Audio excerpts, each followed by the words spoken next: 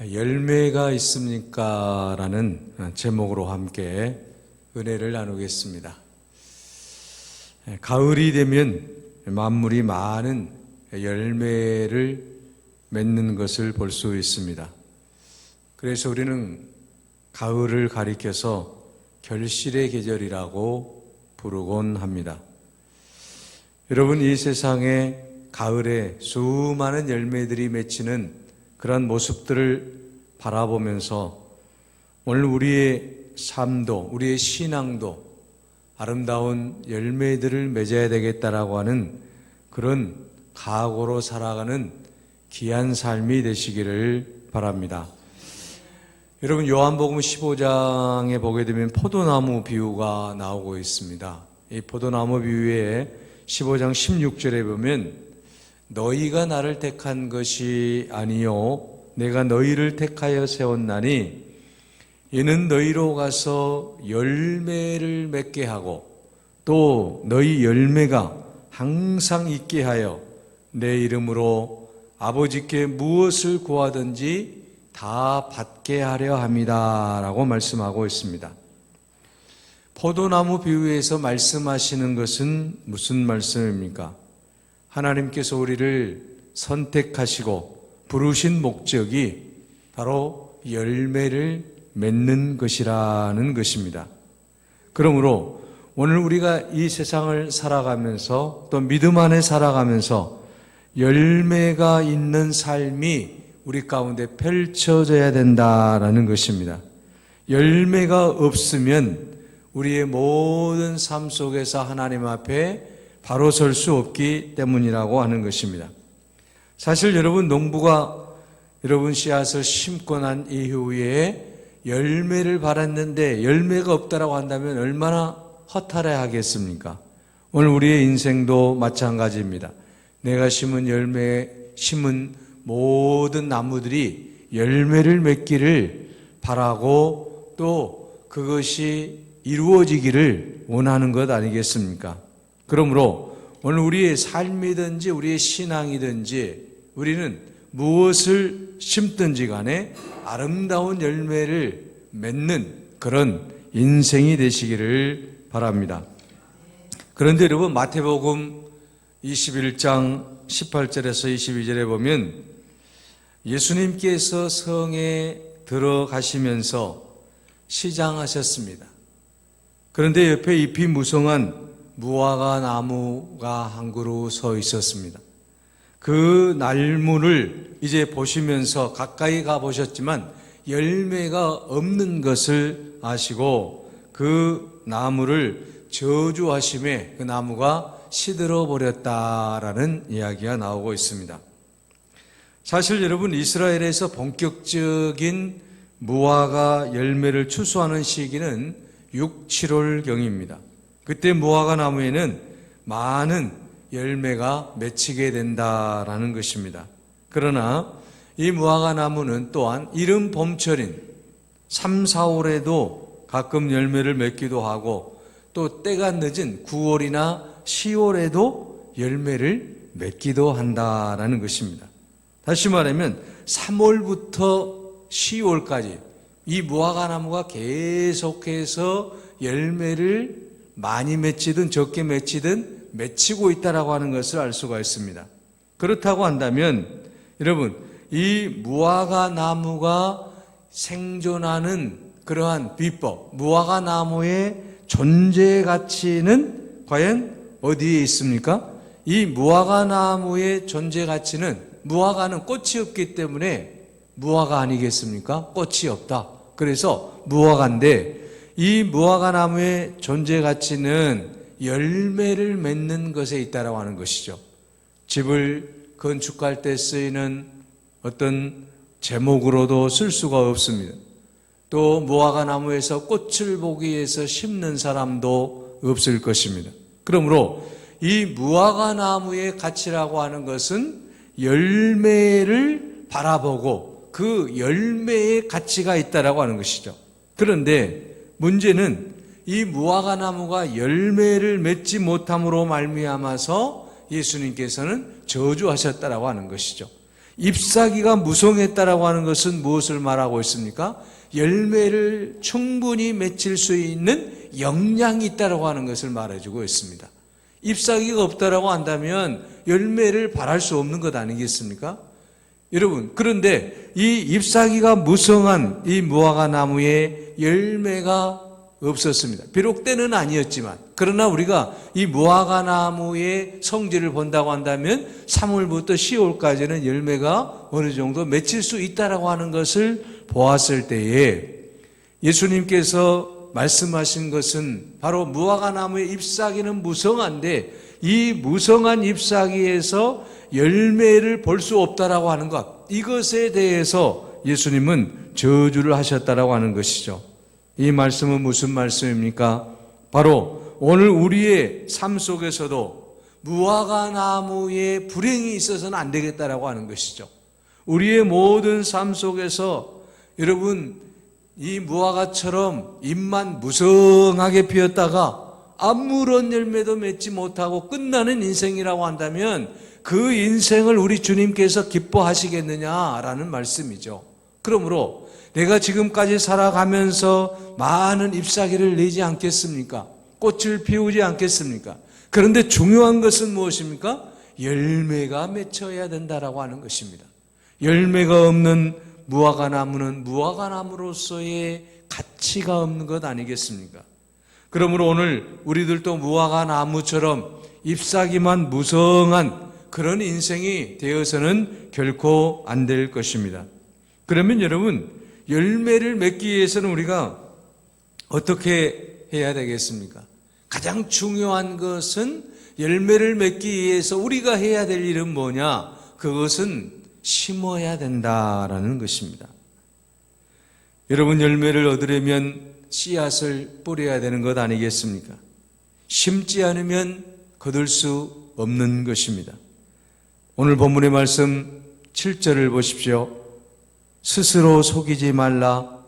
하나님은 업신여김을 받지 아니하시나니 사람이 무엇으로 심든지 그대로 거두리라고 말씀하고 있습니다. 여러분, 우리가 심지 않고 무엇인가를 거두려고 하는 것은 분명히 문제가 있는 것 아니겠습니까? 내가 심지 않았는데 여러분 무언가를 내가 거둬야 되겠다? 이건 하나님의 법칙에 어긋난다라고 하는 것이죠. 그러므로 우리는 무엇인가를 얻기 위해서는 먼저 심어야 된다라는 것입니다. 심지 않고는 아무것도 얻을 수 없다라고 하는 것입니다. 우리말에 마중물이라고 하는 말이 있지 않습니까? 수도펌프에서 물이 나오게 하려면 물 한 바가지를 부어 넣어야만이 이제 그 펌프에서 물이 나오게 되어 있다라고 하는 것이죠. 요즘에는 그렇지 않아요. 자동으로 막 품어 올립니다만은 옛날에는 다 수동이었잖아요. 그래서 사람이 이제 이 물을 품어 올려야 되는 거잖아요. 그래서 이 작두샘물에서는 반드시 마중물을 부어 넣어야만이 다시 밑에서 물이 올라오게 되어 있다라고 하는 것이죠. 이것을 우리는 마중물이라고 하는 것이죠. 다시 말하면 이 한 바가지의 마중물 때문에 물이 계속해서 나오게 된다라고 하는 것입니다. 마찬가지로 여러분, 우리가 씨앗을 뿌린다라고 하는 것은 바로 그 마중물을 붓는 거나 마찬가지라고 하는 것이죠. 내가 씨앗을 뿌림으로 말미암아서 거기에서 놀라운 열매들이, 상상할 수 없는 열매들이 맺혀진다라고 하는 것입니다. 마중물을 부음으로 말미암아 내가 원하는 모든 물을 다 품어서 올려서 사용할 수 있는 것처럼 내가 심은 그 씨앗 하나를 통해서 수많은 열매를 우리는 이제 거둘 수 있다라고 하는 것입니다. 그러므로 여러분, 열매를 맺기 위해서 가장 중요한 것은 씨앗을 심어야 된다라는 것입니다. 창세기 26장 16절에도 보게 되면 이삭이 그 땅에서 농사하여 그 해에 100배를 얻었고 여호와께서 복을 주셨다라고 말씀하고 있습니다. 자, 여러분, 여기서 중요한 말씀이 있어요. 이삭이 하나님으로부터 복을 받았어요. 몇 배나 받았습니까? 100배나 받았습니다. 엄청난 복입니다. 여러분, 이 놀라운 복을 받았던 이삭에게 가장 중요한 점은 무엇입니까? 바로 이삭이 그 해에 무엇을 했습니까? 농사를 했다라고 하는 것이죠. 그 땅에서 농사했다라고 하는 것은 무슨 말씀이에요? 씨앗을 뿌렸다라고 하는 것 아니겠습니까? 이삭이 씨앗을 뿌리지 않았는데 하나님께서 100배 열매를 맺게 해주셨을까요? 그렇지 않다라고 하는 것이죠. 이삭이 그 땅에서 농사를 지었습니다. 씨앗을 뿌렸습니다. 그 씨앗이 뿌려질 때 하나님이 함께 하심으로 말미암아서 100배의 놀라운 결실을 맺게 하셨다라고 하는 것이죠. 그러므로 오늘 우리들도 중요한 게 무엇입니까? 이삭처럼 씨앗을 뿌려야 된다라고 하는 것입니다. 씨앗을 뿌릴 때에 하나님께서 우리가 뿌린 씨앗을 통해서 열매를 거두게 하실 줄로 믿습니다. 그런데 그 열매는 내가 상상할 수 없을 정도의 30배, 60배, 100배의 결실을 맺게 하시는 하나님의 놀라운 능력의 역사를 믿으시며 뿌릴 수 있기를 바랍니다. 우리 하나님은 능력의 하나님이시기 때문입니다. 그러므로 내가 뿌린 그 씨앗을 통해서 놀라운 축복을 허락해 주신 줄로 믿습니다. 그러면 여러분, 이제 우리가 이 씨앗을 심어야 된다는 것은 잘 알고 있는데 중요한 것은 무엇입니까? 어떤 씨앗을 심어야 하는가라고 하는 문제입니다. 내가 어떤 씨앗을 심어야 되겠습니까? 오늘 본문의 말씀 8절에 말씀합니다. 자기 육체를 위하여 심는 자는 육체로부터 썩어진 것을 거두고 성령을 위하여 심는 자는 성령으로부터 영생을 거두리라고 말씀하고 있습니다. 자, 여러분, 우리가 어떤 씨앗을 심어야 되겠습니까? 육체를 위하여 씨앗을 심게 되면 육체의 욕망에 따라서 육체의 열매를 거둘 수밖에 없다라고 하는 것입니다. 그러므로 여러분, 우리가 이 세상에서 어떤 씨앗을 뿌리느냐가 굉장히 중요하다라고 하는 것이죠. 갈라디아서 5장 17절에 보면 육체의 소욕은 성령을 거스리고 성령의 소욕은 육체를 거스리나니 이 둘이 서로 대적함으로 너희의 원하는 것을 하지 못하게 하려 함이라고 말씀하고 있습니다. 여러분, 우리가 육체의 소욕을 이루기 위해서 육체를 위하여 무엇인가를 심게 되면 그 육체를 위하여 심은 씨앗은 결국 불행을 가져오게 한다라는 말씀입니다. 야고보서 1장 15절에 말씀합니다. 욕심이 잉태한즉 죄를 낳고 죄가 장성한즉 사망을 낳느니라. 여러분, 내가 뿌린 그 씨앗을 통해서 여러분 그 씨앗의 열매를 내가 거둔다라고 하는 것이죠. 호세아 8장 7절에는 너희가 바람을 심고 강풍을 거둘 것이라고 말씀하셨고, 욥기 4장 8절에서 9절에는 내가 보건대 악을 밭갈고 독을 뿌리는 자는 그대로 거두나니 다 하나님의 입기운에 멸망하고 그 콧김에 사라지느니라고 하였습니다. 육체를 위하여 심으면 이처럼 썩어진 것을 거둘 수밖에 없다라고 하는 것입니다. 그러므로 오늘 여러분, 오늘 이 시간 우리의 삶을 되돌아보면서 가만히 여러분 내 삶의 리스트를 한번 작성해 볼 수 있기를 바랍니다. 내가 지금 어떠한 씨앗을 심고 있는지, 우리가 어떤 씨앗을 지금 심고 있는지 내가 분명히 깨달을 때만이 우리는 그것을 이제 이겨낼 수 있기 때문입니다. 분명한 것은 무엇입니까? 내가 육체를 위하여 심게 되면 반드시 그것은 썩어질 것을 거둘 수밖에 없다라고 하는 이 사실을 우리가 명심해야 된다라고 하는 것입니다. 그러므로 여러분, 지금 내가 뿌린 씨앗이 과연 어떤 씨앗을 뿌리고 있는가? 육체를 위하여 뿌린 씨앗은 결국은 그것은 모든 사람들을 기쁘게 할 수도 없고 또 내 자신도 썩어질 것을 거둘 수밖에 없다라고 하는 것을 늘 기억하면서 우리는 육체의 씨앗을 심어서는 안 된다라는 말씀입니다. 그러면 우리가 어떤 씨앗을 심어야 되겠습니까? 오늘 본문 말씀에 성령을 위하여 심는 자는 성령으로부터 영생을 거두리라고 말씀하고 있습니다. 여러분, 성령을 위하여 심는다는 것은 무엇입니까? 진리이신 성령께서 기뻐하시는 대로 행동하고 그 뜻을 이루는 것을 말하고 있습니다. 성령을 위하여 심는 자가 되려면 성령 충만을 받기 위해서 우리가 기도하고, 성령 충만을 받기 위해서 우리가 찬송하고, 우리가 성령 충만을 받기 위해서 때를 얻든지 못 얻든지 하나님의 말씀을 늘 듣고 그 말씀을 전하고 날마다 주의 영광을 위해 살아야 된다라는 말씀입니다. 그러므로 갈라디아서 5장 22절에서 23절에 보면 사랑과 희락과 화평과 오래 참음과 자비와 양성과 충성과 온유와 절제의 열매가 바로 성령의 열매다라고 말씀하고 있습니다. 우리가 성령을 위하여 심게 되면 어떤 열매를 거두게 됩니까? 바로 성령의 열매를 거둘 수 있다라는 말씀입니다. 그러므로 여러분, 우리는 어떤 씨앗을 심어야 되겠습니까? 바로 우리는 성령의 씨앗을 심어야 될 줄로 믿습니다. 성령을 위하여 심는 자는 성령으로부터 영생을 거두게 되는 축복을 누리게 될 줄로 믿습니다. 우리가 심는 씨앗이 그처럼 아름다운 씨앗이 되어야 될 줄로 믿습니다.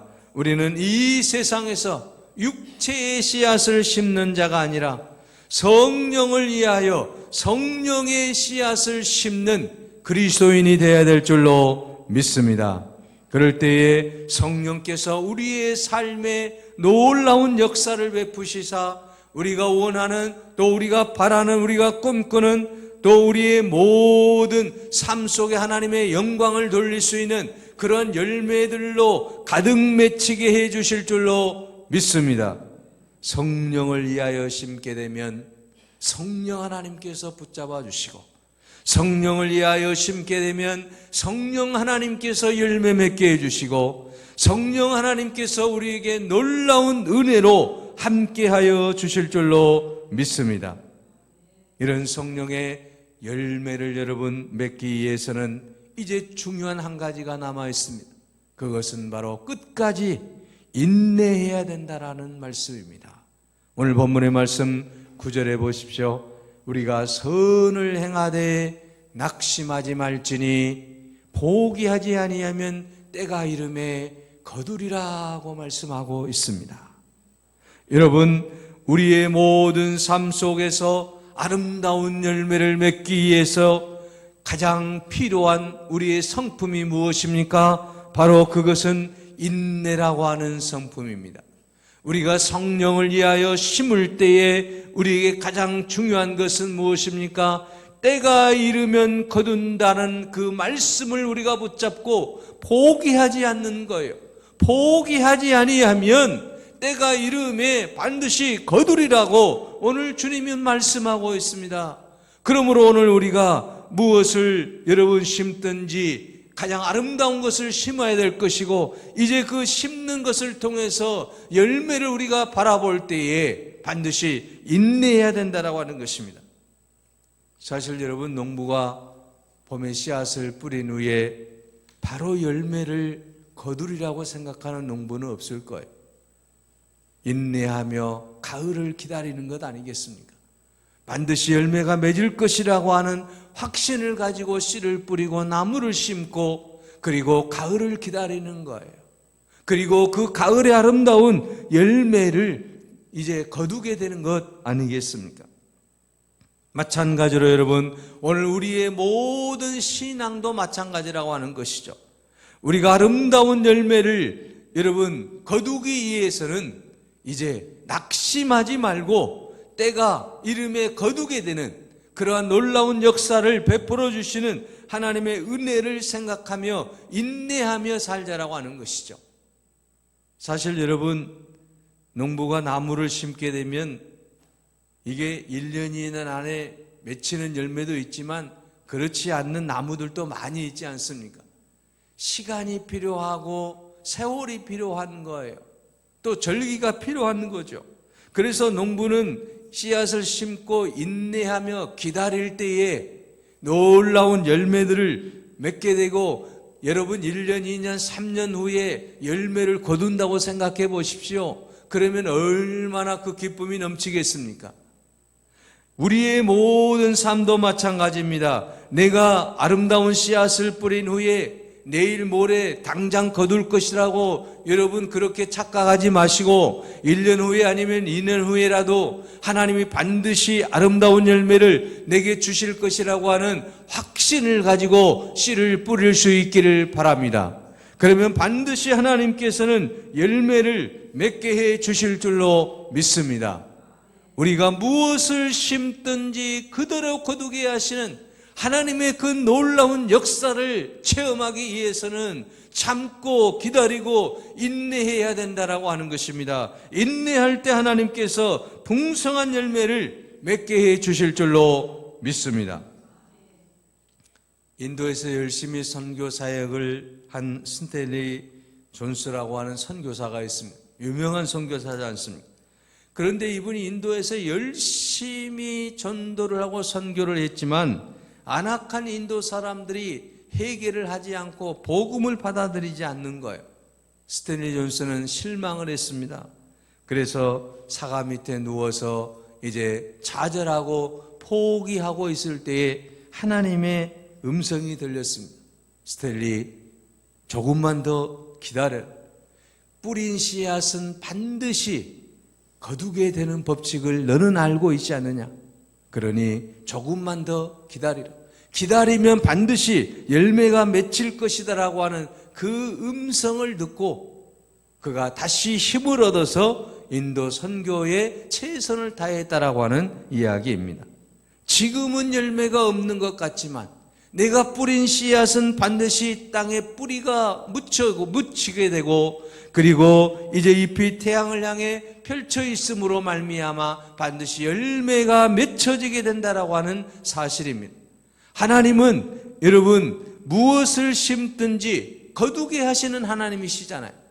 우리가 선의 열매를 심을 때에, 여러분 우리가 전도에 여러분 복음의 열매를 심을 때, 씨앗을 심을 때 하나님께서는 우리에게 놀라운 은혜를 베풀어 주시고 때가 이름에 거두게 하시는 역사를 베풀어 주실 줄로 믿습니다.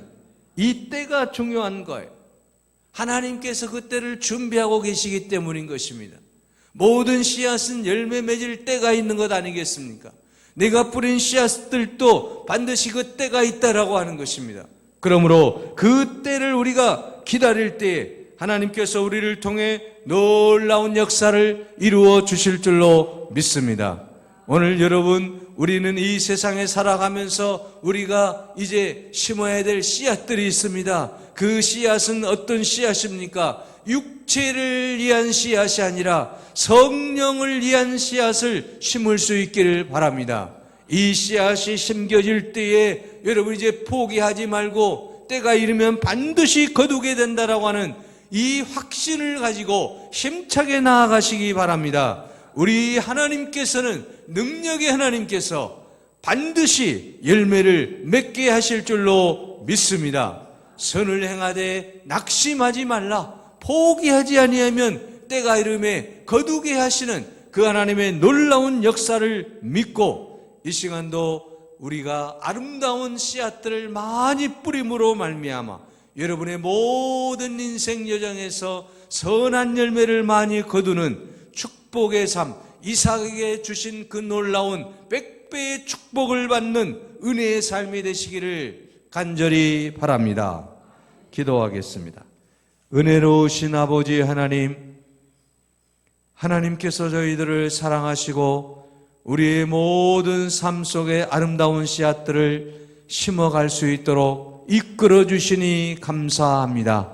아버지 하나님, 우리가 아름다운 씨앗을 심을 때에 낭망할 때도 있고 좌절할 때도 있고 실패할 때도 있었지만 때가 이름에 반드시 거두게 하시는 하나님의 그 놀라운 역사를 의지하고 힘차게 나아가게 하여 주시옵소서.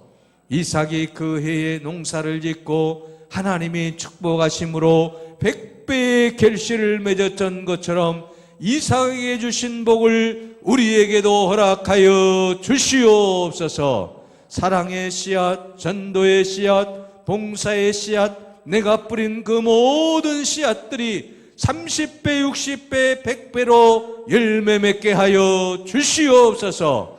이 가을에는 반드시 아버지 하나님, 내가 봄에 뿌린 그 씨앗들이 열매되어 나타나게 하여 주시옵소서. 성령의 능력으로 함께하여 주시옵소서. 예수 그리스도의 이름으로 기도하옵나이다. 아멘.